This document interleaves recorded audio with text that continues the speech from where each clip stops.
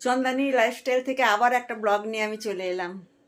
তোরা আজকে তোমাদেরকে আমি দেখাবো আমি কিভাবে ডিমের ঝোল রান্না করি।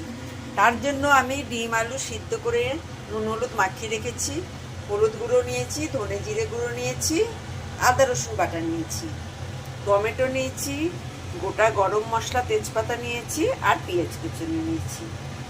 আর কড়াইয়ে তেল বসিয়ে দিয়েছি। এবার একে একে ডিম আলুটা ভেজে নেব। তাহলে ভেজে নিয়ে এবার যা হয়ে গেছে, এবার আমি একে একে মশলা দেব। প্রথমে আমি দেব গোটা গরম মশলা,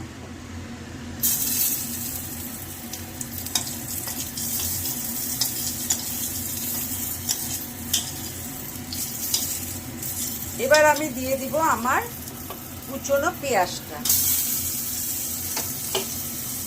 আমার কুচনো পেঁয়াজটা ভাজা হয়ে গেলেই আমি একে একে দেব আদা রসুন বাটা, ধনে জিরে গুঁড়ো আর হলুদ গুঁড়ো, আর হচ্ছে টমেটো কুচনো দিয়ে গ্যাস কমিয়ে রেখে দেব।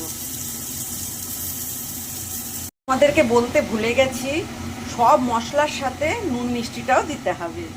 সব কিছু দিয়ে গ্যাসটা কমিয়ে রেখে দিতে হবে। তারপর তেল বের হলে তখন গ্যাসটা বাড়িয়ে 2 মিনিট নাড়াচাড়া করে ডিম আলু আর জলটা দিয়ে ফুটিয়ে নামিয়ে দিতে হবে। ডিম আলুর ঝোল রেডি। এই দেখো ফুটে গেছে, এবার নামিয়ে নেব।